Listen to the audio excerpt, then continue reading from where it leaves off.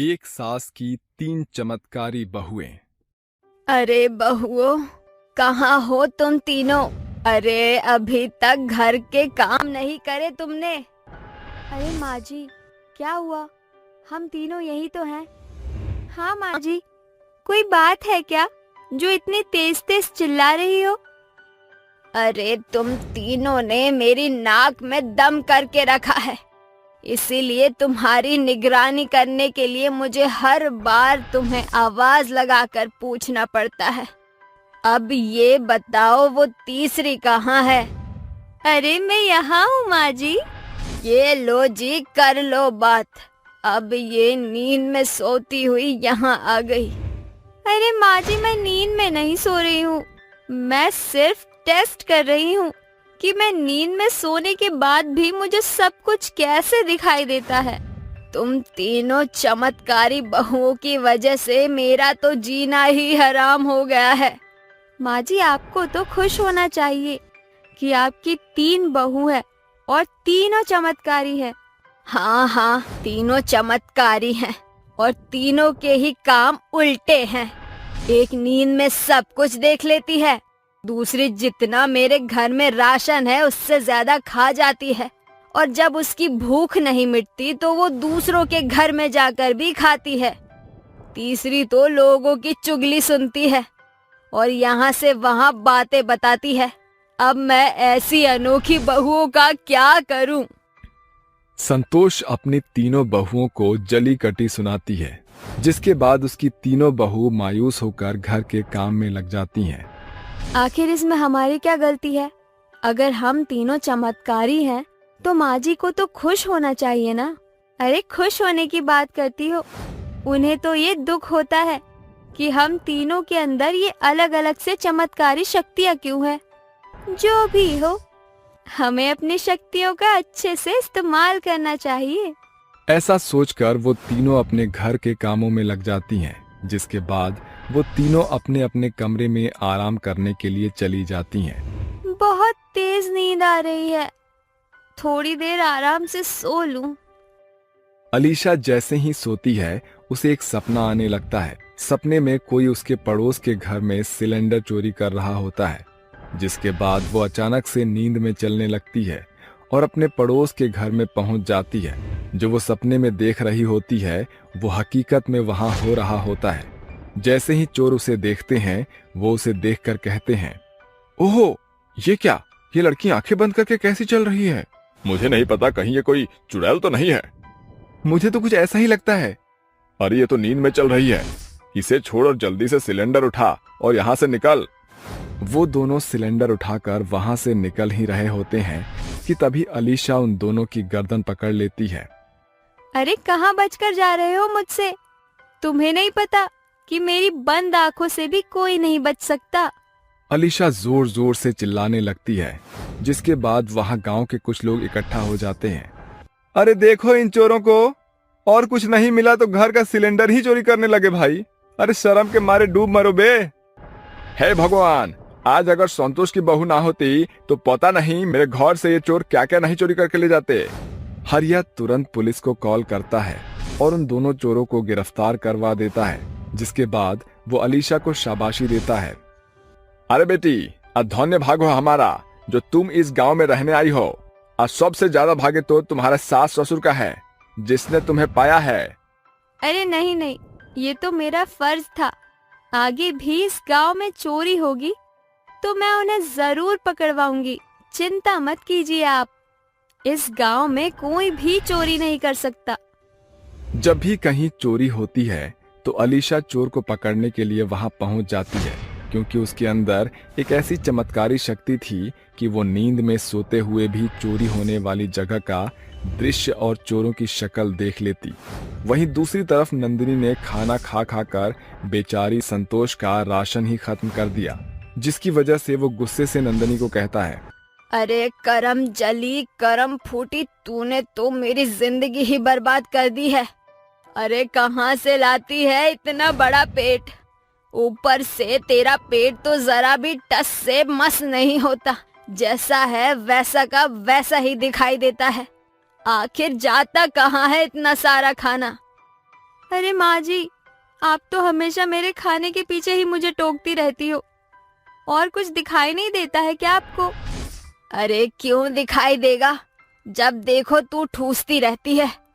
संतोष ऐसा कह रहा होता है, तभी उसे एक आवाज सुनाई देती है। आओ आओ आओ, खाने की इस चुनौती को जीत कर जाओ। जो भी 100 समोसे खाएगा उसे 1 लाख रुपए का इनाम दिया जाएगा। आओ आओ आओ। ये सुनते ही नंदिनी के मुंह से पानी आ जाता है और वो अपनी सास से कहती है, अरे माँ जी, आप मुझे राशन का ताना दे रही थी।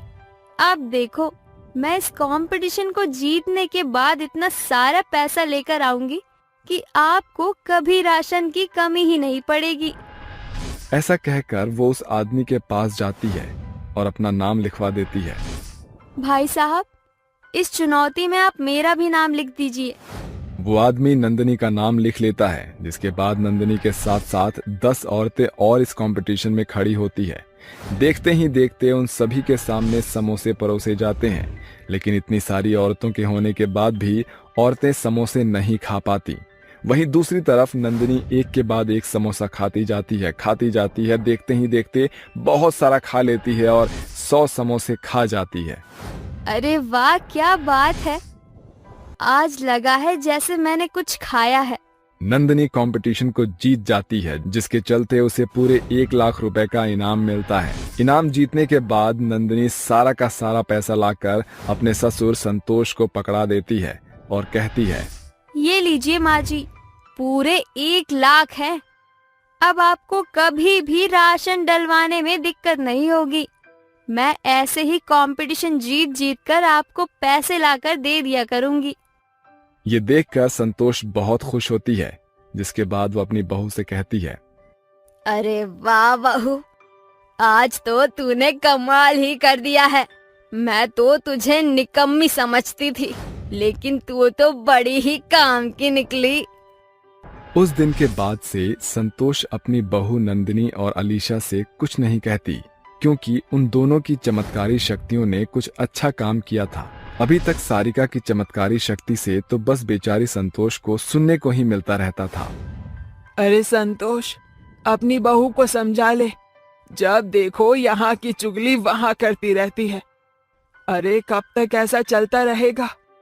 ये कोई अच्छी बात नहीं होती।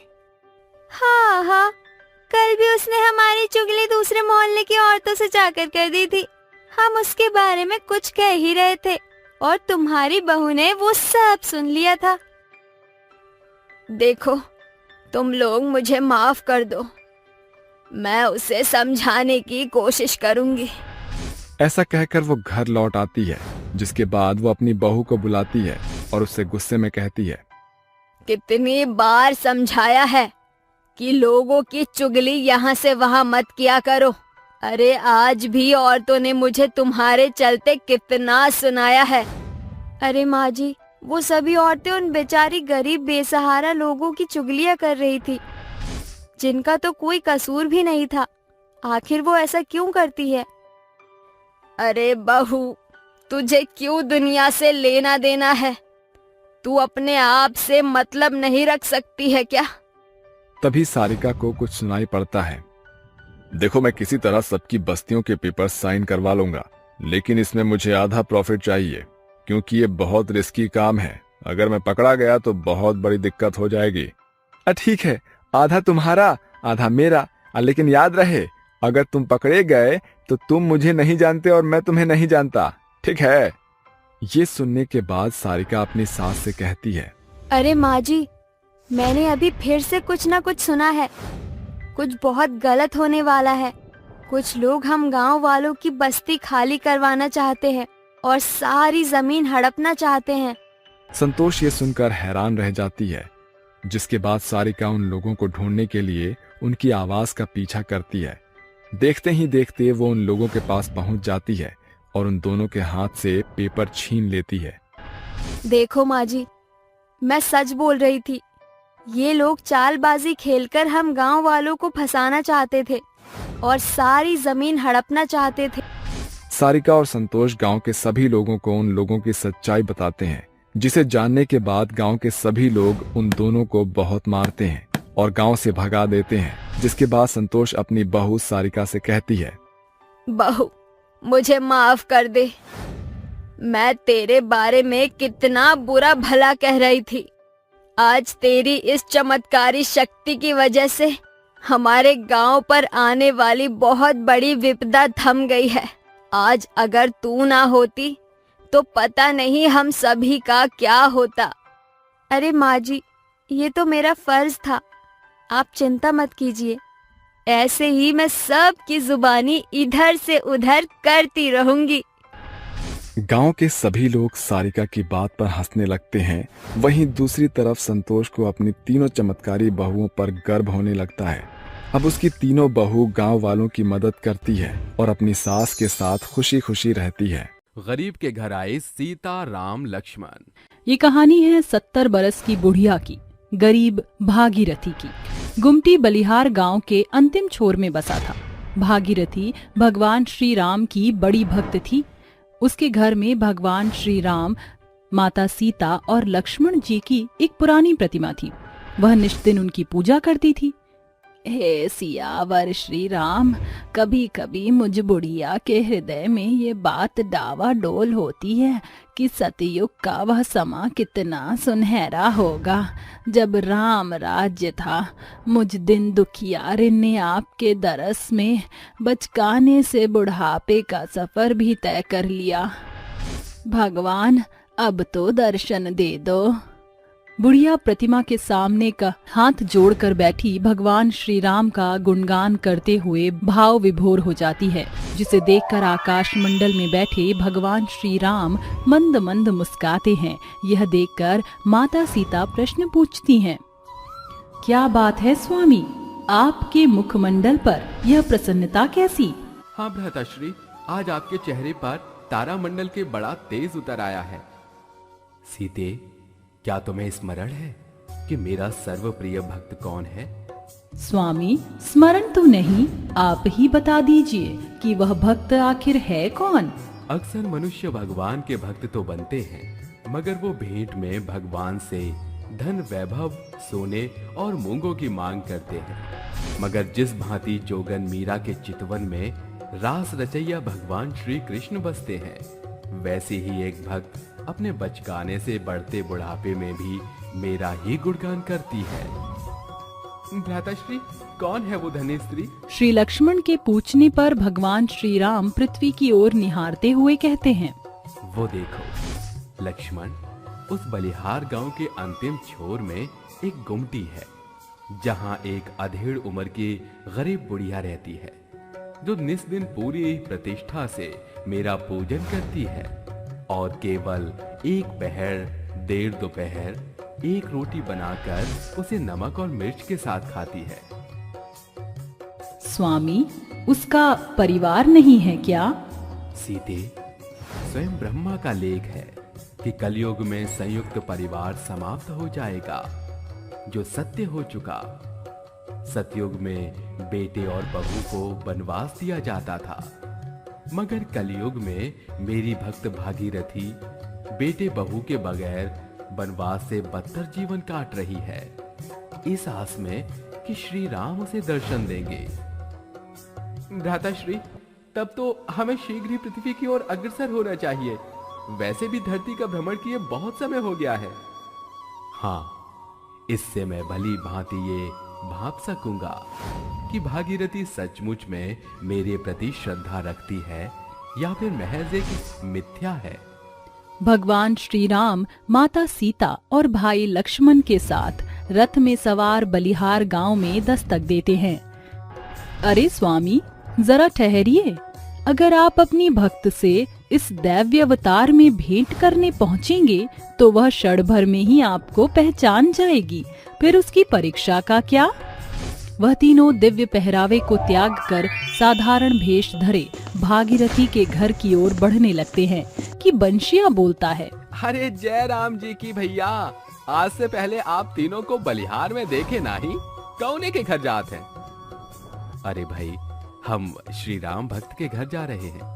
अरे ई के माने आप तीनों भागीरथी के घर जाते हैं? एक उहे तो है बलिहार गाँव माँ, जौने के मुंह में आठों पहर राम का नाम होवत है। श्री राम की जोगनिया है ऊ।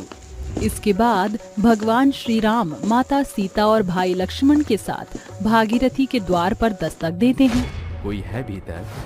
कौन है जो मुझ बुढ़िया और श्री राम के बीच बाधा बनने आया है? अरे कौन हो भाई? जयराम जी की अम्मा, बड़ी दूर डगर से आए हैं। ये मेरी धर्म पत्नी धनिया है और ये मेरा भाई बलराम है और मैं रघुवर हूँ। दरअसल हमारा गांव जलमग्न हो गया है, जिससे हमारा बसेरा भी बह गया। माँ जी, अब जमीर पास ना रहने को ठिकाना है, न खाने को दाना। क्या आप हमें अपने घर में आसरा देंगी? देखो बेटी, मैं आडंबर नहीं कर सकती। मुझ बुढ़िया के पास तुम्हें रहने को ठिकाना तो मिल जाएगा, मगर खाने को दाना देना मेरे बस में नहीं।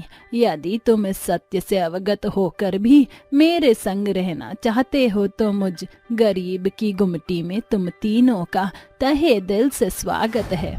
भगवान श्री राम माता जानकी और भाई लक्ष्मण के साथ भीतर आते हैं। क्षमा करना, मेरा घर जरा उजाड़ है। मुझ बुढ़िया से भरसक जितना बन पड़ता है समेट लेती हूँ। अरे अम्मा, चिंता मत करो, हम भाई क्षण भर में ही इस उजाड़ को बहार में बदल देंगे। ये तो अति उत्तम है, तब तक मैं भी खाना बनाती हूँ। ये कहकर माता सीता रसोई घर का रुख करती हैं, जिसे देख भागीरथी कलेजा कचोटते हुए कहती है, सुनो बेटी, भंडार कोष तो छुच्छा पड़ा है, भरसक बनाने भर राशन ना होगा। अरे माँ जी, डिब्बे टटोलने पर भरसक भोजन बनाने भर भी मिल जाएगा, फिक्र मत कीजिए। माता सीता रसोई घर में आकर अपने दैविक रूप को धरकर कहती हैं, हे माँ अन्नपूर्णा, मैं आपका आवाहन करती हूँ, इस रसोई को अनाज की बहुतेरी बोरियों से भरें। सारा रसोई घर राशन से भर जाता है। माता सीता शक्ति सिद्धि से भोजन तैयार करके बाहर आती हैं। भोजन तैयार है, आप भाई भी हाथ मुंह धो लीजिए।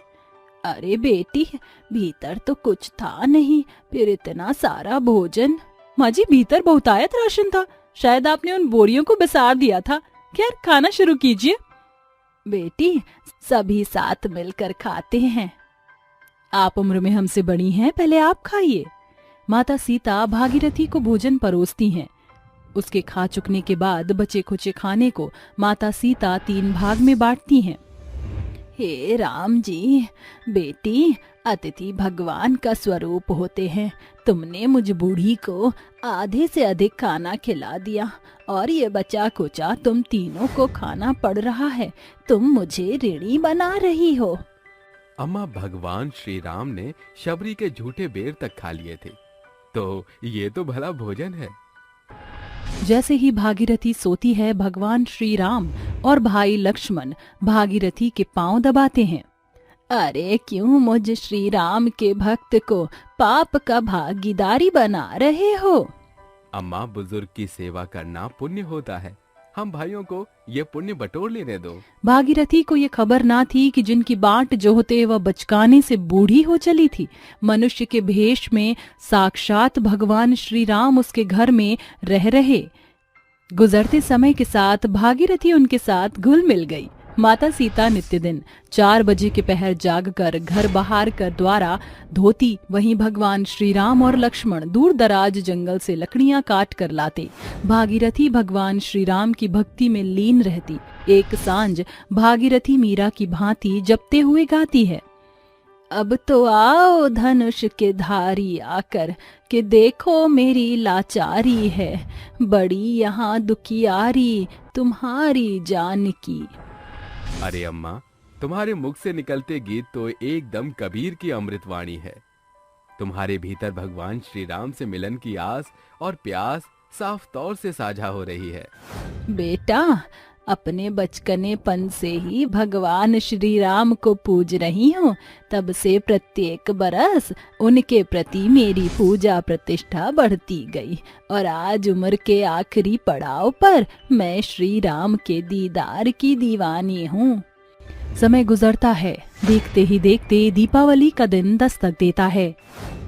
तुम दोनों भाई भोर सवेर कहाँ चले गए थे? कुछ नहीं अम्मा, बस पर्णपाती तैयार कर रहे हैं दीवट पर लगाने के लिए। श्री राम अशोक के पत्तों से दीवट सजा देते हैं। सांझ की बेला ढलते ही माता सीता दिया मिट्टी जलाती हैं। भागीरथी भगवान श्री राम की मूर्ति को साफ करके उनका पूजन करके माथा धरे कहती है, भगवान मेरी मनोदशा उस चकोर के समान है जो चंदा के विरह वियोग में रात भर डहकता है। आज दीपावली का दिन है, मुझ दीन दुखियारिन को अब तो दरस दिखा दे और कितना बाट जो हूँ। स्वामी, अब तो अपनी भक्त को दर्शन दे दो।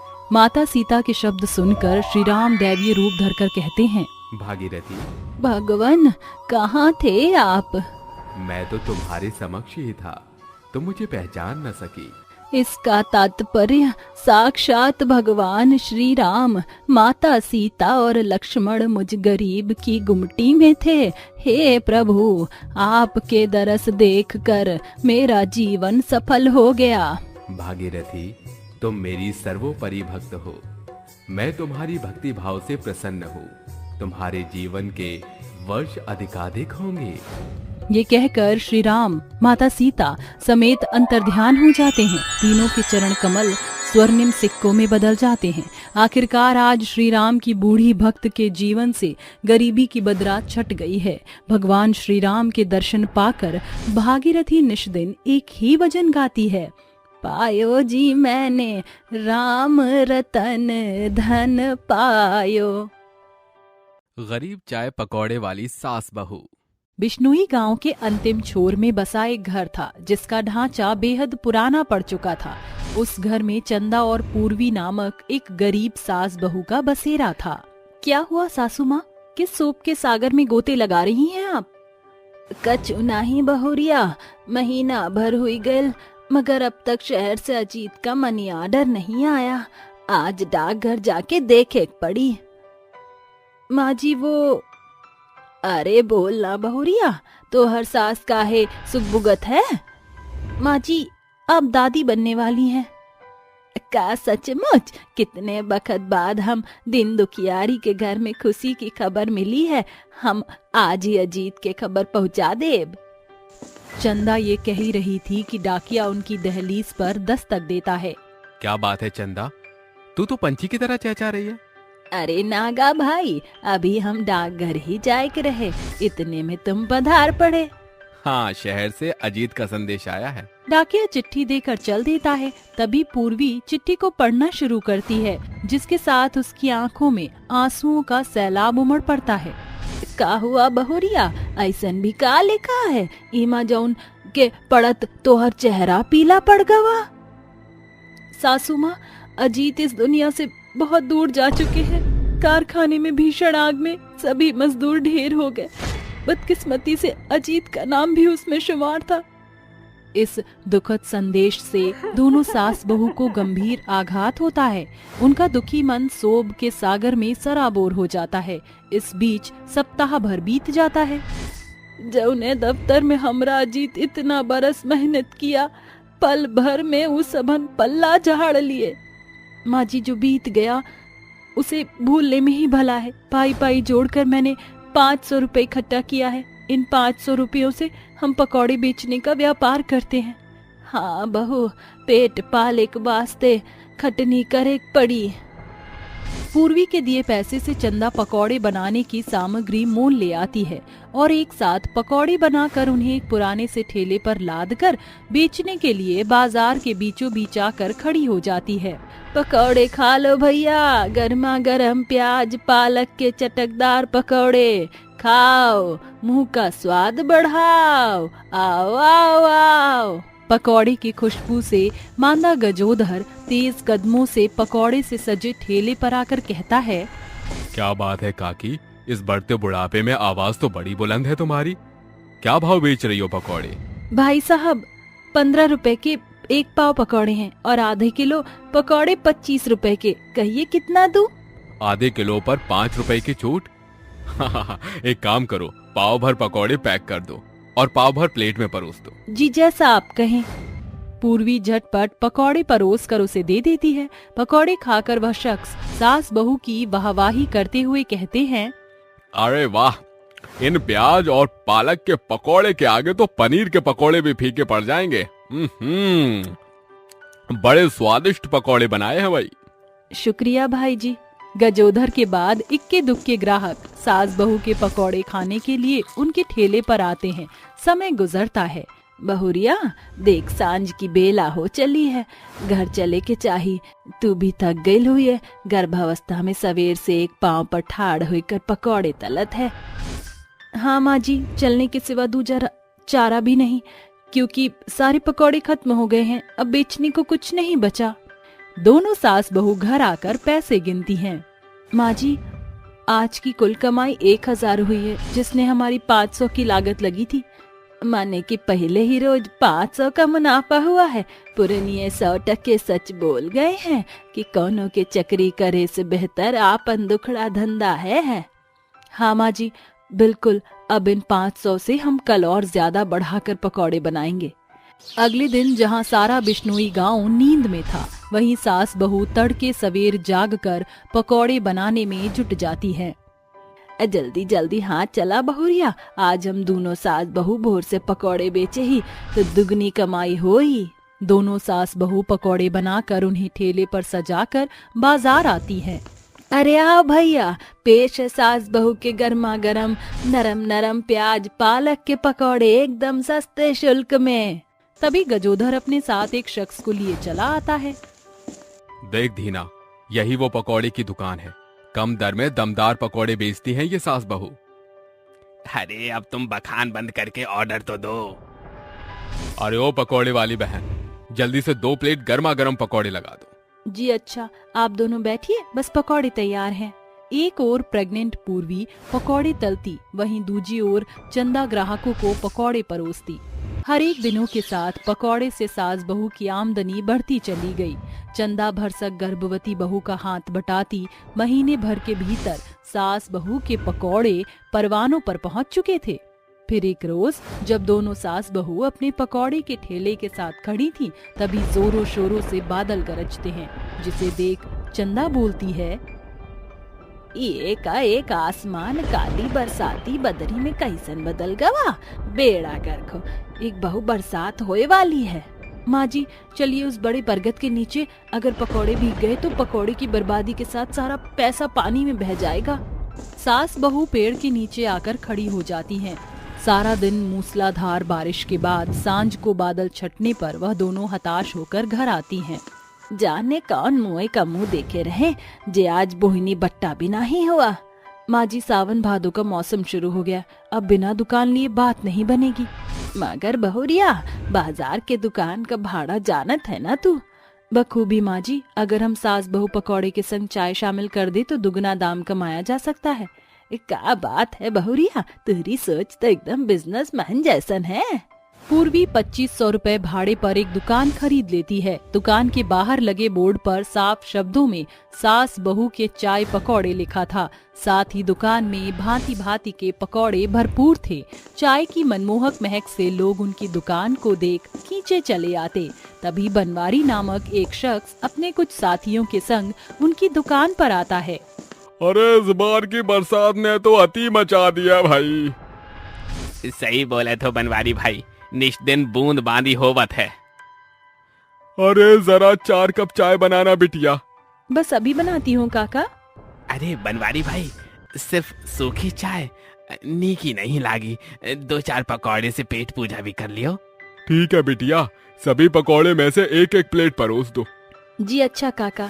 अब बहुरिया, तू तनिक सुस्ता ले, हम संभालत है। माँ जी, मैं करती हूँ ना। बहुरिया, इस गर्भावस्था में तू अपने शरीर से ज्यादा काम करत है, थोड़ा बहुत अपनी सास को करने दे। चंदा झटपट हाथ चलाकर बैठे हुए ग्राहकों के बीच चाय पकौड़े परोस देती है। बढ़ते दिनों के साथ चाय पकौड़े बेचकर सास बहू बहुतायत पैसे बटोरने लगती हैं और दिन सप्ताह और सप्ताह 6 माह के मंजर में बदल जाते हैं। उनके दुकान पर आधे दर्जन व्यक्ति संलग्न हो चुके। उस सुबह छत के मुंडेर पर खड़ी सास बहू अपने नए बड़े घर को निहारते हुए कहती हैं, बहुरिया हमके तो भरसक भरोसा ही नहीं होवत है कि हम गरीब की गुमटी छतनुमा सुंदर घर के सांचे में ढल गवा। माँ जी, हम सास बहू सुकड़े सफर में बिना रुके थके चलते गए। इस सफलता का श्रेय हमारे हौसले और खासकर हमारे चाय पकौड़ी की दुकान के बलबूते हासिल हुआ है। कई मुश्किलों के पड़ाव को पार करके आज आखिरकार हम दिन दुखियारी सास बहू का सपना साकार हो गया। चलिए माँ जी, इस सुनहरे सुबह का सूरज हम सास बहू का इंतजार कर रहा है, दुकान पर चलना होगा। दोनों सास बहू दुकान पर दस्तक देती हैं। उनकी चाय पकौड़ी की दुकान मानो 5 सितारा होटल में बदल चुका था, जिसे साफ शब्दों में सास बहू की सफलता साझा हो रही थी। आज सास बहू की चाय पकौड़ी की दुकान बिश्नोई गांव में पहचान की मोहताज नहीं। उनके दुकान पर निश्चित दिन दूर दराज के लोग उनके बने चाय पकौड़ी का स्वाद चखने आया करते हैं। महज कुछ मर्तबा पहले जो सास बहू घनघोर गरीबी से जूझ रही थी, आज उनकी छवि बिश्नोई गांव की सबसे धनी औरत की श्रेणी में शुमार है। सच है साथियों, सफलता भी उनके ही कदम चूमती है जो धीरज धरकर अंत तक प्रयासरत रहें। बेशरम सास और संस्कारी बहू। सोलरपुर के एक छोटे से गांव में एक रेशमा नाम की औरत रहती थी। वो अपने बेटे अरुण के लिए एक लड़की ढूंढ रही थी जिससे वो अपने बेटे की शादी करवा सके और उसके घर को एक बहू मिल जाए। एक दिन वो पंडित से कहती है, अरे पंडित जी, दिखाइए कोई अच्छी सी लड़की जिसका नैन नक्श अच्छा हो और संस्कारी हो। अरे हाँ बहन जी, ये देखो, आज मैं गांव की सबसे अच्छी और संस्कारी लड़कियों की फोटो लेकर आया हूँ आपके लिए। आपको जो अच्छी लगे आप उसे अपने बेटे के लिए पसंद कर लीजिए। रेशमा पंडित की दी हुई सारी फोटोज को बहुत अच्छे से देखती है, जिसके बाद उसे एक लड़की की फोटो बहुत पसंद आती है और वो उस फोटो को पंडित को देते हुए कहती है, अरे वाह, ये है मेरे घर की बहू बनने के लायक। अरे पंडित जी, इस लड़की के माता पिता से बात कीजिए, मुझे यही लड़की चाहिए अपने बेटे से शादी के लिए। अरे हाँ बहन जी, बहुत संस्कारी लड़की पसंद की है आपने अपने बेटे के लिए। ये लड़की तो कोहिनूर का हीरा है, बहुत अच्छी बच्ची है। आप कहो तो कल ही इसके माता पिता को आपके घर भेज दूं। अरे वाह पंडित जी, नेकी और पूछ पूछ, ऐसे नेक काम में देरी नहीं करते पंडित जी। अगले दिन ही पंडित दोनों परिवार वालों की बात करवा देता है, जिसके बाद दोनों परिवार वालों को रिश्ते में कोई आपत्ति नहीं होती और रेशमा अपने बेटे अरुण की शादी रीना से करवा देती है। शादी के बाद रीना घर की सभी जिम्मेदारियों को बहुत अच्छे से संभालती है, जिसकी वजह से रेशमा रीना से बहुत खुश होती है। अरे वाह बहू, तूने तो पूरे घर को बहुत ही कम समय में बहुत ही अच्छे से संभाल लिया है। अरे बस, अब तो मैं तीर्थ यात्रा पर निकलना चाहती हूँ। अरे माँ जी, तीर्थ यात्रा पर जाने की क्या जरूरत है, घर में ही पूजा पाठ कर लिया करो। अरे हाँ बहू, तेरा ये आइडिया भी बहुत अच्छा है, लेकिन आज मैं सत्संग में जा रही हूँ। दोनों सास बहू एक दूसरे से बात कर ही रही होती हैं, तभी वहां पर रतन आ जाता है। अरे रेशमा, तुम अभी तक तैयार नहीं हुई क्या? चलना नहीं है क्या तुम्हें? अरे माँ जी, ये कौन है? इन्हें पहले तो मैंने कभी नहीं देखा। अरे मैं तो अरे ये तो तुम्हारे बाबूजी के दोस्त हैं। तुम्हारे बाबूजी के जाने के बाद इन्होंने ही हमारे घर की सभी जिम्मेदारी को संभाला है। ठीक है माँ जी, लेकिन अभी आप इनके साथ कहाँ जा रही हो? अरे बहू, मैं जरा सत्संग में जा रही हूँ, शाम तक वापस आ जाऊंगी। ऐसा कहकर रेशमा रतन के साथ चली जाती है। उन दोनों को एक साथ देख रीना को थोड़ा अजीब लगता है, लेकिन वो कुछ नहीं कह पाती और चुपचाप घर के कामों में लग जाती है। देखते ही देखते सुबह से शाम हो जाती है और रीना रात का खाना बनाने के बाद अपनी सास रेशमा का इंतजार कर रही होती है। अरे ये क्या, रात के 9 बज गए हैं और माँ जी अभी तक घर नहीं लौटी। तभी दरवाजे से अरुण आता है। अरुण को आए हुए देरी नहीं होती, तभी रीना तरुण से कहती है, देखिए जी, माँ जी सुबह से सत्संग गई हुई हैं, लेकिन अभी तक वापस नहीं लौटी। मुझे उनकी बहुत चिंता हो रही है। आप जरा पता लगाइए, आखिर माँ जी कहाँ रह गई। अरे तुम चिंता क्यों कर रही हो? माँ के सत्संग तो रात भर चलते हैं, वो तो ऐसे ही अक्सर बाहर ही रहती हैं। तभी दरवाजे से रेशमा अंदर आती है। रेशमा के बाल पूरी तरह से भीगे होते हैं, उसके बालों से पानी टपक रहा होता है, जिन्हें देखकर रीना कहती है, अरे माँ जी, आप आ गई? और आपके ये बाल इस तरह भीगे हुए क्यों हैं? आप तो सत्संग गई थी ना? अरे बहू, सत्संग में मैं इतनी डूब गई कि मैं नाचते नाचते नदी में गिर गई। लेकिन माँ जी, सत्संग का नदी से क्या मेल? नदी सत्संग में कहाँ से आ गई? अरे बहू, सत्संग ही नदी के किनारे था। अब क्या बताऊं मैं तो अपना तन मन बस सत्संग में ही छोड़ देती हूँ। ये सुनकर रीना थोड़ी आश्चर्य से अपनी सास को देखती है, जिसके बाद उसकी नजर उसके सास के कपड़ों पर पड़ती है जो कि पूरी तरह से सूखे होते हैं। अरे ये क्या? माँ जी के कपड़े तो पूरी तरह सूखे हैं, लेकिन ये तो नदी में गिर गई थी। रीना ये सोच ही रही होती है कि तभी अरुण कहता है, अरे रीना, बहुत तेज भूख लगी है। क्या बनाया आज तुमने खाने के लिए? देखो, मुझसे तो रहा नहीं जा रहा। जल्दी से खाने की टेबल पर खाना लगाओ। मैं बस 5 मिनट में फ्रेश होकर आता हूँ। ठीक है जी, आप फ्रेश होकर आइए, तब तक मैं खाने की टेबल तैयार करती हूँ। माँ जी, आप भी जल्दी से बाल सुखा लीजिए, नहीं तो ठंड लग जाएगी आपको। कुछ ही देर में सभी लोग खाना खाकर सोने के लिए चले जाते हैं, जिसके बाद अगले दिन जैसे ही सवेरा होता है, रीना सुबह उठकर अरुण के लिए नाश्ता और उसका लंच पैक कर देती है। जिसके बाद अरुण नाश्ता करके अपनी जॉब के लिए निकल जाता है। उसके जाने के बाद रेशमा भी तैयार होकर आती है। रेशमा को देख रीना कहती है, अरे माँ जी, इतनी सुबह सुबह आप कहाँ जा रही हो? अरे बहू, आज सुबह ही सत्संग है, बस वहीं जा रही हूँ। तभी रतन भी आ जाता है। उसका ध्यान रीना पर नहीं होता और वो रेशमा को देखते ही उससे कहता है, अरे, इस लाल साड़ी में तो तुम पूरी आग का शोला लग रही हो। इस साड़ी को तो उतारने में बहुत मजा आएगा। रतन जी, ये क्या बकवास कर रहे हो आप मेरी सास के बारे में? ओहो, अरे मुझे माफ कर दो, जरा मेरी जुबान फिसल गई। मैं तो ये कहना चाह रहा था कि इस उम्र में कितनी मुश्किल से साड़ी पहनी जाती है। अरे बहू, कोई नहीं, कभी कभी बुड्ढों की जबान भी फिसल जाती है, और वैसे भी इनकी तो मजाक करने की आदत है, तो ध्यान मत दे। ऐसा कहकर रेशमा रतन के साथ निकल पड़ती है। ऐसे ही रोज रोज रेशमा सुबह शाम हमेशा रतन के साथ रहती है। कई दिनों से ये सब देखने के बाद एक दिन रात को रीना 10 बजे तक अपनी सास का इंतजार कर रही होती है। वो रसोई में पानी पीने जाती है। सारी घर की लाइट्स ऑफ होती हैं। तभी रात के समय रेशमा रतन के साथ वापस घर लौटती है। अरे आज तो मजा ही आ गया। हाँ, सही कहा आपने। चलो अब मैं जाता हूँ, नहीं तो तुम्हारी बहू ने मुझे देख लिया तो बात का बतंगड़ बना देगी। रुकिए ना, अभी क्यों जा रहे हो आप? चलो मेरे कमरे में चलो। बहू और बेटा तो अपने कमरे में आराम से सो रहे होंगे, उन्हें कुछ नहीं पता चलेगा। तभी अचानक से रीना सारे घर की लाइट्स जला देती है और अपनी सास से कहती है, क्या माँ जी, क्या पता चल जाएगा? अरे सब कुछ तो मैंने अपनी आंखों से देख ही लिया, अब और क्या पता चलना बाकी है? अरे मैं आपकी इतनी इज्जत करती थी और आपने तो सारी इज्जत का गोबर बना दिया। छी, कितनी बेशरम सास है मेरी। तभी वहाँ अरुण नींद से जागकर आता है और रीना से कहता है, अरे रीना, क्या हुआ? क्यों इतनी रात में चिल्ला रही हो? अरे मैं चिल्लाऊं नहीं तो और क्या करूं? जरा देखो तो अपनी माँ की करतूतें। अरे इस उम्र में भी इन्हें जवानी चढ़ रही है। देखो जरा, शराब पी कर आई है तुम्हारी माँ। देख बहू, मुझे गलत मत समझ। तेरे बाबूजी के जाने के बाद मैं बहुत अकेली पड़ गई थी। भरी जवानी में मैं भला क्या करती, तभी मुझे इन्होंने अपना साथ दिया। हाँ हाँ, आपकी जवानी के निशान आपके गले पर पड़ी लव बाइट से ही दिख रहे हैं। अरे जिसकी माँ ऐसी हो, उसका बेटा कैसा होगा? बस बहुत हुआ, मैं एक पल भी यहाँ और नहीं रुक सकती। रीना उसी समय घर छोड़कर चली जाती है। उसके जाने के बाद अरुण अपनी माँ से कहता है, अरे माँ, कुछ तो शर्म करती। आपने मेरी पिछली पत्नियों की तरह इसे भी भगा दिया। ऐसा कहकर अरुण गुस्से से अपने कमरे में चला जाता है।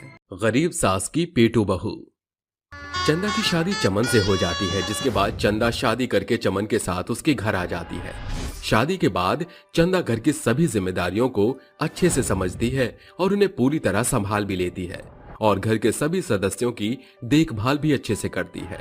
चंदा का स्वभाव देखकर उसकी सास पार्वती उससे बहुत खुश होती है और अपनी सभी सहेलियों से कहती है, अरे बहनों, जब से मैंने अपने बेटे चमन की शादी चंदा से की है, चंदा इतनी अच्छी बहू है कि मैं क्या बताऊं। जानते हो, हर एक चीज में बचत भी बहुत अच्छे से करती है। घर को किस प्रकार चलाना चाहिए, ये तो मेरी बहू चंदा से सीखो। अरे वाह पार्वती बहन, तुम्हारी बहू तो बहुत अच्छी है। अरे कम से कम तुम्हारी गरीबी को समझकर तो चलती है। मेरी बहू से तो दिन भर टीवी दिखवा लो या फिर उससे आराम करवा लो, बस यही कर सकती है। इसके अलावा तो उसे कुछ आता ही नहीं। सभी अपनी अपनी बहुओं की बुराइयां करने लगती हैं। पार्वती को अपनी बहू की तारीफ करते हुए बहुत खुशी मिलती है। ऐसे ही कुछ दिन बीत जाते हैं, सब कुछ ठीक चलने लगता है। लेकिन कुछ ही दिन बाद रात के समय चंदा की आंख खुल जाती है और वो अपने पति को देखते हुए कहती है, हे भगवान, अब मुझसे और बर्दाश्त नहीं हो रहा। ये तो गहरी नींद में सो रहे हैं, मुझे इस मौके का फायदा उठाना चाहिए। ऐसा सोचकर वो अपने बिस्तर से निकलकर सीधा रसोई में जाकर खाना ढूंढने लगती है। अरे वाह, क्या बात है, कितनी अच्छी खुशबू आ रही है इस बिरयानी की। इसे जल्दी से गर्म कर लेती हूँ, फिर इसे बैठकर आराम से खाऊंगी। चंदा बिरयानी गर्म करके खाने लगती है, जिसके बाद वो चुपचाप जाकर सो जाती है। अगले दिन चंदा रसोई में सबके लिए खाना बना रही थी। उसी वक्त उसकी सास पार्वती उसके पास पहुंच जाती है और उससे कहती है, अरे चंदा, तुम खाना क्यों बना रही हो? कल रात की ढेर सारी बिरयानी फ्रिज में रखी है, उसे ही गर्म कर लो। अरे माँ जी, फ्रिज में तो कोई बिरयानी नहीं है, मैंने सुबह ही देखा है। अरे बहू, ठीक से देख, फ्रिज में वहीं कहीं बिरयानी रखी होगी। पार्वती खुद ही फ्रिज खोलकर देखती है, लेकिन उसे फ्रिज के अंदर बिरयानी कहीं नहीं दिखाई देती, जिसके बाद पार्वती सोच में पड़ जाती है। अरे ये कैसे हो सकता है? इतनी सारी बिरयानी आखिर गायब कहाँ हो गई? चंदा चुपचाप खाना बनाती रहती है और किसी भी बात का जवाब नहीं देती, जिसके बाद पार्वती वहाँ से चली जाती है। ऐसे ही कई बार किचन से रात का बचा हुआ खाना गायब हो जाता है। पार्वती को कुछ समझ नहीं आता। आखिर ये सब क्या हो रहा है? लगता है रात के समय चमन खाना खाने के लिए उठता होगा और खाना खाकर सो जाता होगा। आज मैं इसकी खबर लेती हूँ। पार्वती उस दिन रात के समय सोती नहीं है। जैसे ही रात के समय पार्वती को किचन से हलचल महसूस होती है, वो तुरंत किचन में जाकर देखने लगती है। आज तो मैं इस चमन के बच्चे को अच्छे से बताऊंगी। रोज रोज रात के समय किचन से सारा खाना खा जाता है। अरे इसी तरह चलता रहा तो पैसों की बचत कैसे होगी? ये सोचकर पार्वती जैसे ही किचन का दरवाजा खोलती है, उसे किचन के अंदर उसकी बहू चंदा खाना खाते हुए दिखाई देती है, जिसे देखते ही पार्वती अपने मन ही मन सोचने लगती है, ओहो, ये सब मैं क्या देख रही हूँ? मेरी बहू तो पेटूली निकली। हे भगवान, खाना खाते समय तो ये बिल्कुल हपसन लग रही है। कुछ देर पार्वती चंदा को खाना खाते हुए देखती रहती है, जिसके बाद वो चुपचाप अपने कमरे में जाकर सो जाती है। अगले दिन जैसे ही सवेरा होता है, चंदा रसोई में खाना बना रही थी। उस समय भी उसके दिमाग में खाने के बारे में ही चल रहा होता है। आज तो मैं बहुत सारी चिकन करी बनाऊंगी, बहुत दिनों से चिकन करी खाने का मन कर रहा है। वो इतना सोच ही रही थी कि तभी पार्वती किचन में आती है और उससे कहती है, अरे बहू, क्या बना रही हो आज? माँ जी, अभी तो मैं नाश्ते के लिए खाना बना रही हूँ, लेकिन सोच रही हूँ कि दोपहर में चिकन करी बना लूं। अच्छा, चिकन करी, ठीक है। आज तुम जो मन करे ना वही बना लो। ऐसा कहकर पार्वती चुपचाप वहाँ से चली जाती है, जिसके बाद चंदा खुशी खुशी सबके लिए नाश्ता बनाकर दोपहर के समय चिकन कड़ी बनाना शुरू कर देती है। चंदा अपने आप 3 किलो चिकन लेकर आती है और उससे चिकन कड़ी बनाती है। जैसे चिकन कड़ी बन जाती है, कमला चिकन कड़ी की खुशबू सूंघते हुए कहती है, अरे वाह, क्या खुशबू है। पेट में तो बहुत जोरों से चूहे कूद रहे हैं, लेकिन पहले मैं एक बार फ्रेश होकर आ जाऊं, उसके बाद पेट भर के खाऊंगी। ऐसा सोचकर चंदा मन ही मन मुस्कुराने लगती है। अरे बहू, तुम खड़ी क्यों हो? तुम भी हमारे साथ खा लो। नहीं नहीं माँ जी, आप सब लोग आराम से खाइए, मैं बाद में खा लूंगी, मेरी चिंता मत कीजिए। चंदा वहाँ खड़ी हुई सबको चिकन कड़ी परोसती है, जिसके बाद जब सब लोग कड़ी चिकन खा लेते हैं तो वो अपने अपने कामों में व्यस्त हो जाते हैं। सबके खाने के बाद चंदा एक बड़ी सी थाली में अपने लिए चिकन कड़ी परोसती है और सीधा अपने कमरे में ले जाती है। बस बस, बहुत हुआ इंतजार, अब तो मैं चिकन करी खा कर ही रहूंगी। चंदा तुरंत चिकन कड़ी के ऊपर टूट पड़ती है। देखते ही देखते वो पूरी थाली चट कर जाती है, लेकिन खाने के कुछ ही देर बाद चंदा के पेट में गुड़गुड़ की आवाज आने लगती है। हे भगवान, ये सब क्या हो रहा है? मैं खाने से पहले फ्रेश होने गई थी, लेकिन अब दोबारा से। चलो कोई बात नहीं, लगता है ज्यादा खाने की वजह से हो रहा है। ऐसा सोचकर चंदा दोबारा से फ्रेश होने जाती है। जिसके बाद वो फ्रेश होकर आती है कि तभी उसके पेट में दोबारा से गुड़गुड़ होने लगती है, जिसकी वजह से चंदा को दोबारा फ्रेश होने के लिए जाना पड़ता है। ऐसे ही 5 मिनट में चंदा 5 बार टॉयलेट के चक्कर लगा लेती है, जिसके बाद उसकी बहुत ज्यादा हालत खराब हो जाती है। ओहो, ये सब क्या हो रहा है? मेरा पेट, ओहो मेरा पेट तो बहुत ही बुरी तरह से गुड़गुड़ कर रहा है। अब मैं क्या करूं? चंदा बहुत ज्यादा परेशान हो जाती है। वहीं दूसरी तरफ पार्वती उसे चुपचाप देख रही थी, जिसके बाद पार्वती अपने मन में कहती है, अब आएगा मजा। आखिर इसके अलावा मेरे पास और कोई चारा भी तो नहीं था। एक तो हम लोग गरीब हैं, इतना हमारे पास पैसा नहीं है जितना मेरी बहू खाना खाती है। हे भगवान, तेरी भी लीला अपरंपार है, लेकिन मुझे माफ कर देना। ये सब इसको सबक सिखाने के लिए किया है। ऐसा सोचकर पार्वती थोड़ी देर चुपचाप चंदा को देखती रहती है, जिसके बाद कुछ देर में ही पार्वती चंदा के पास आती है और उससे कहती है, अरे बहू, ये तुम्हारे चेहरे पर 12 क्यों बजे हैं? कोई परेशानी है क्या? चंदा को ना चाहते हुए भी पार्वती को सब कुछ सच सच बताना पड़ता है, जिसके बाद पार्वती उसके बात सुनते ही उससे कहती है, यही तो बात है। अरे अगर हद से ज्यादा खाना खाओगे तो बीमार हो ही जाओगे। इसीलिए तुम्हें हमेशा उतना ही खाना चाहिए जितना तुम्हारा पेट डाइजेस्ट कर सके। इतनी चटोरी जुबान की वजह से आज तुम्हें इतनी दिक्कत उठानी पड़ रही है, लेकिन तुम चिंता मत करो, मैं अभी तुम्हारे लिए दवाई लेकर आती हूँ। पार्वती तुरंत डॉक्टर के पास जाकर उनसे दवाई लेकर आती है और चंदा को दे देती है। दवाई खाने के थोड़ी देर बाद ही चंदा ठीक हो जाती है और अपनी सास पार्वती से कहती है, आज मुझे पता चला कि ज्यादा खाने की वजह से कितनी परेशानी हो सकती है। शादी से पहले माँ मुझे हमेशा समझाया करती थी, लेकिन मैंने कभी उनकी बात नहीं मानी। लेकिन आज के बाद मैं कभी भी हद से ज्यादा नहीं खाऊंगी। चंदा की बातें सुनकर पार्वती अपने मन ही मन सोचती है, क्या बात है, मेरे जमाल घोटा ने तो अपना कमाल दिखा ही दिया। आखिरकार मेरी बहू को आटे दाल की कीमत पता चल गई। अब बहू को समझ आ जाएगा कि खाना हमेशा लिमिट से ही खाना चाहिए। पार्वती ऐसा करना तो नहीं चाहती थी, लेकिन अपनी गरीबी को देखकर वो ऐसा करने पर मजबूर हो गई। वहीं दूसरी तरफ कभी कभी सबक सिखाना भी बहुत जरूरी होता है, वरना इंसान बार बार वही गलती करता है जो उसे नहीं करनी चाहिए। गरीब सास की पेटू बहू। चंदा की शादी चमन से हो जाती है, जिसके बाद चंदा शादी करके चमन के साथ उसके घर आ जाती है। शादी के बाद चंदा घर की सभी जिम्मेदारियों को अच्छे से समझती है और उन्हें पूरी तरह संभाल भी लेती है और घर के सभी सदस्यों की देखभाल भी अच्छे से करती है। चंदा का स्वभाव देखकर उसकी सास पार्वती उससे बहुत खुश होती है और अपनी सभी सहेलियों से कहती है, अरे बहनों, जब से मैंने अपने बेटे चमन की शादी चंदा से की है, चंदा इतनी अच्छी बहू है कि मैं क्या बताऊं। जानते हो, हर एक चीज में बचत भी बहुत अच्छे से करती है। घर को किस प्रकार चलाना चाहिए ये तो मेरी बहू चंदा से सीखो। अरे वाह पार्वती बहन, तुम्हारी बहू तो बहुत अच्छी है।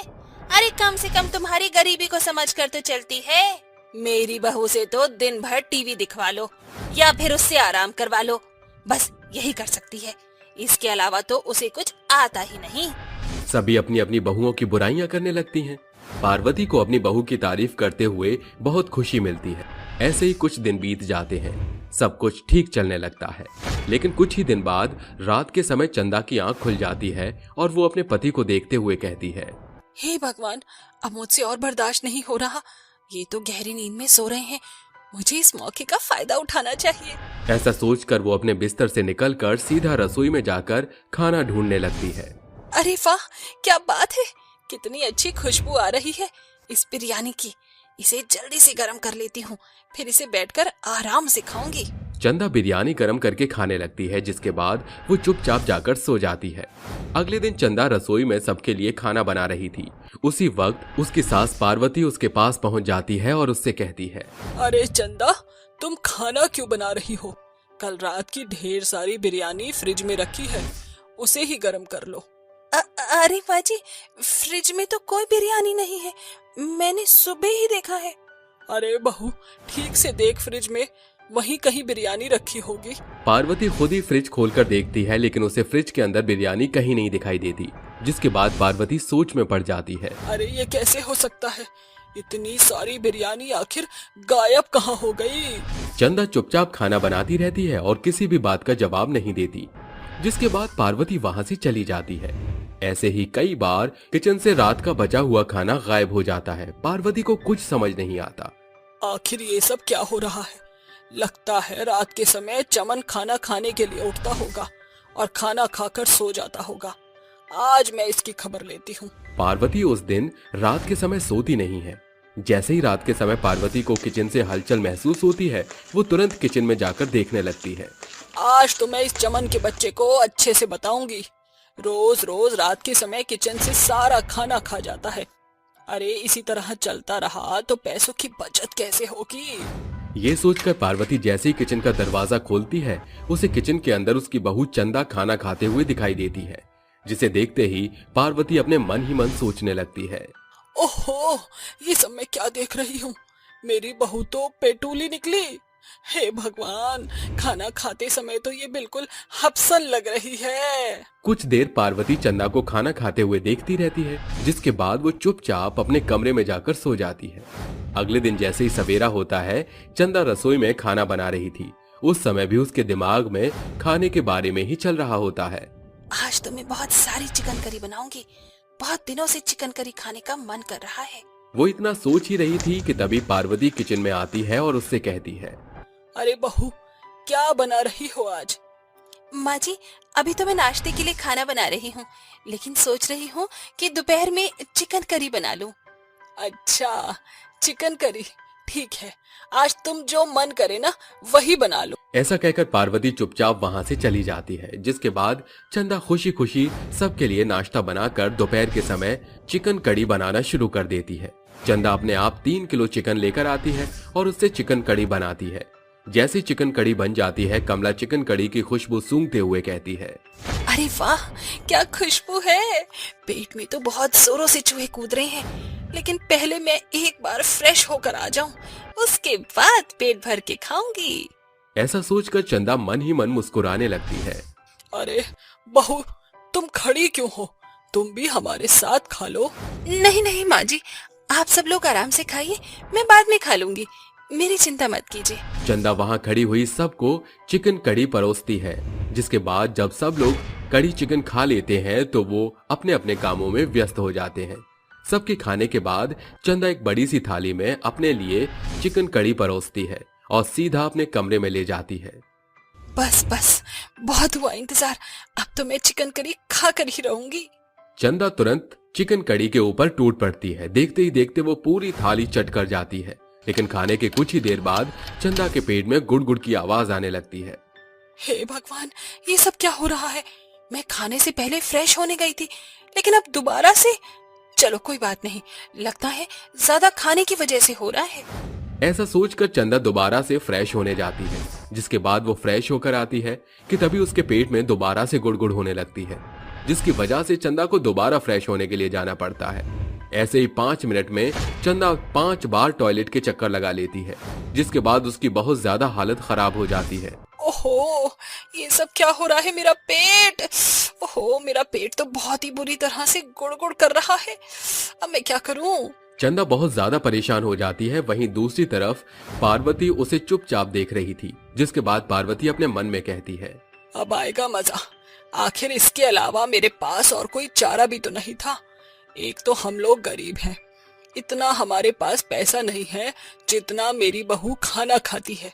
हे भगवान, तेरी भी लीला अपरंपार है, लेकिन मुझे माफ कर देना।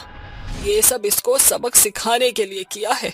ऐसा सोचकर पार्वती थोड़ी देर चुपचाप चंदा को देखती रहती है, जिसके बाद कुछ देर में ही पार्वती चंदा के पास आती है और उससे कहती है, अरे बहू, ये तुम्हारे चेहरे पर 12 क्यों बजे हैं? कोई परेशानी है क्या? चंदा को ना चाहते हुए भी पार्वती को सब कुछ सच सच बताना पड़ता है, जिसके बाद पार्वती उसके बात सुनते ही उससे कहती है, यही तो बात है। अरे अगर हद से ज्यादा खाना खाओगे तो बीमार हो ही जाओगे। इसीलिए तुम्हें हमेशा उतना ही खाना चाहिए जितना तुम्हारा पेट डाइजेस्ट कर सके। इतनी चटोरी जुबान की वजह से आज तुम्हें इतनी दिक्कत उठानी पड़ रही है, लेकिन तुम चिंता मत करो, मैं अभी तुम्हारे लिए दवाई लेकर आती हूँ। पार्वती तुरंत डॉक्टर के पास जाकर उनसे दवाई लेकर आती है और चंदा को दे देती है। दवाई खाने के थोड़ी देर बाद ही चंदा ठीक हो जाती है और अपनी सास पार्वती से कहती है, आज मुझे पता चला कि ज्यादा खाने की वजह से कितनी परेशानी हो सकती है। शादी से पहले माँ मुझे हमेशा समझाया करती थी, लेकिन मैंने कभी उनकी बात नहीं मानी। लेकिन आज के बाद मैं कभी भी हद से ज्यादा नहीं खाऊंगी। चंदा की बातें सुनकर पार्वती अपने मन ही मन सोचती है, क्या बात है, मेरे जमाल घोटा ने तो अपना कमाल दिखा ही दिया। आखिरकार मेरी बहू को आटे दाल की कीमत पता चल गई। अब बहू को समझ आ जाएगा कि खाना हमेशा लिमिट से ही खाना चाहिए। पार्वती ऐसा करना तो नहीं चाहती थी, लेकिन अपनी गरीबी को देखकर वो ऐसा करने पर मजबूर हो गई। वहीं दूसरी तरफ कभी कभी सबक सिखाना भी बहुत जरूरी होता है, वरना इंसान बार बार वही गलती करता है जो उसे नहीं करनी चाहिए। अनाथ चुड़ैल और भूतिया बंदर का ढाबा। सलोनी एक बेचारी गरीब जवान लड़की थी जिसके माता पिता की एक हफ्ते पहले ही मौत हुई थी, जिस वजह से वह अनाथ हो गई और इधर उधर भूखी प्यासी भटकने लग गई। बेहाल रूप में सड़क पर चलते हुए वह कहती है, क्या होगा मेरा अब, कैसे रहूंगी और कब तक कैसे भटकती रहूं। मेरा तो कोई अपना भी नहीं है शहर में जिसके घर जाकर मैं रह सकूं। सलोनी रोकर गुमसुम चलते हुए खुद से बड़बड़ा रही थी। वह न आओ देखती है न ताव, सिर्फ चल रही थी। तभी एक ट्रक बड़ा सा बार बार हॉर्न बजाता है, लेकिन वह सुनती नहीं है और ट्रक वाला उसे मार कर चला जाता है। सलोनी खून में लथपथ होती है और वह अपने चुड़ैल रूप में उठकर चलने लगती है। उसे इस बात का एहसास ही नहीं होता कि वह मर चुकी है। चलते चलते वो जंगल में पहुंच गई थी। बेवड़ा था वो ट्रक वाला, अकल नाम की चीज नहीं है। ट्रक चलाना ही नहीं आता, मेरे ऊपर ही चढ़ा दिया था ट्रक तो। लेकिन मेरी किस्मत, मैं बच गई। लेकिन ऐसी किस्मत को क्या फायदा जहाँ मैं अनाथ हो चुकी हूँ। मेरे कोई माँ बाप नहीं है। अगर मेरे माँ बाप ने शादी करा दी होती तो आज मेरे साथ कोई हमसफर तो होता। तभी एक भूतिया बंदर उसकी बात सुन लेता है और पेड़ के बेल से लटकते हुए उसके कदमों में एंट्री मारता है और कहता है, अरे कितनी औसम है ये, इतनी खूबसूरत, वाह वाह। हट जा यहाँ से, बंदर कहीं का। ए सोन पापड़ी, तू बंदर किसको बोली? अब उनका नाम मजनू। मजनू देख, मैंने तेरा नाम कितना अच्छा रखा, सोन पापड़ी। इतनी खटारी सी शक्ल में भी मैंने तुझे सोन पापड़ी बोला, मतलब कि तू बहुत सुंदर है। अब उनके लिए एकदम फिट है। क्या है बे, शर्म नहीं आती तुझे भूतिया बंदर कहीं का? मेरे को तू कटारी शक्ल का कैसे बोला? हिम्मत कैसे हुई तेरी? और क्या अपुन टपुन शपुन लगा रखा है? हाँ, नहीं आती शर्म, क्योंकि जिसने की शर्म उसके फूटे करम।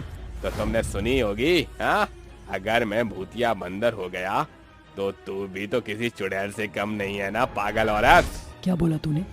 तेरी हिम्मत कैसे हुई मेरी चुड़ैल बोलने की?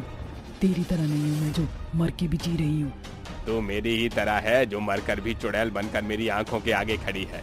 विश्वास नहीं होता तो देख और चल मेरे साथ। मजनू बंदर उस अनाथ लावारिस चुड़ैल का हाथ पकड़कर उसे नदी किनारे ले जाता है और पानी में शक्ल दिखाता है। क्या है, और तू मुझे यहाँ क्यों लेकर आ गया है? वो सब छोड़ो, पहले तो अपनी शक्ल पानी में देख, चुड़ैल के माफिक लग रही है। मजनू बंदर की बात सुनकर वो जैसे ही नदी के ठहरे हुए पानी में अपनी शक्लें देखती है तो अपनी चुड़ैल शक्ल देखकर वह रोते हुए कहती है, नहीं नहीं नहीं, ऐसा नहीं हो सकता। मैं मर कैसे सकती हूँ? मैं चुड़ैल कैसे बन गई? लगता है जब वो ट्रक आ रहा था उसी वक्त शायद मेरी मौत हो गई और फिर मैं यहाँ आ गई। ओह डार्लिंग, चिंता क्यों करती हो? मैं हूं ना तुम्हारे साथ। देखो मेरा भी कोई नहीं है, अपन दोनों साथ में रहेंगे। मेरा नाम मजनू और तुम मेरी लैला। देखो मैं तुम्हारे लिए गाना भी गाऊंगा जिस पर तुम नाचोगी। नाच मेरी लैला लैला, नाच मेरी लैला। मजनू की बात सुनकर चुड़ैल डांस करने लगती है। तभी बंदर बोलता है, और विश्वास कर लो, तुम मर चुकी हो। जैसे तुम चुड़ैल हो वैसे ही मैं भूतिया बंदर हूँ। पूरे जंगल में कोई भी नहीं होगा ना, तब भी मैं तुमसे बात नहीं करूंगी। 1 मिनट, तुम बोल कैसे सकते हो? बंदर तो मैंने कभी बोलते हुए नहीं देखे। वाह, इतनी देर से मुझसे बातें कर रही हो और अब पूछ रही हो। ओह मेरी क्यूट सी लैला, मैं भूतिया बंदर हूँ इसलिए मैं बोल सकता हूँ। बार बार मेरे को लैला बोलकर इरिटेट मत कर। ये कहकर चुड़ैल चली जाती है और बंदर कला मुंडी मारकर टार्जन की तरह उसके पीछे पीछे जाता है और पेड़ पर चढ़े हुए कहता है, अरे ओ मेरी लैला, जाने मन, रुको तो। तभी वो उसे पलट कर देखती है। क्या है मजनू? देखा देखा कैसे मुझे पलट कर देख रही हो। इसका मतलब तुम्हें अपना ज्यादा नाम मंजूर है, पर अब से मैं तुम्हें लैला ही बोलूंगा, मेरी लैला। सच में इस पूरे जंगल में यही बंदर है जो मेरा दिमाग चाट रहा है। हाँ कर देती हूँ। हाँ हाँ ठीक है, अब बंदरों की तरह हो, चलो मत, मुझे भूख लग रही है, कुछ लेकर आओ। ओहो, मेरी लैला को केला चाहिए। कितने? लाओ, इस जंगल में बहुत सारे केले हैं। लंबे लंबे नाखूनों से तुम्हें नोच दूं उससे पहले तुम मेरे लिए केले लेकर आ जाओ, वरना अंजाम जानते हो। अच्छा बाबा, लाता हूँ। Cool down, cool down. तभी भूतिया बंदर पेड़ों पर उछलते कूदते हुए केले के पेड़ पर पहुंच जाता है और बहुत सारे केले लेकर चुड़ैल के पास जाता है और कहता है, ये लो जानेमन, तुम्हारे लिए मैं ये स्वादिष्ट मीठे मीठे केले लेकर आया हूँ, खा लो।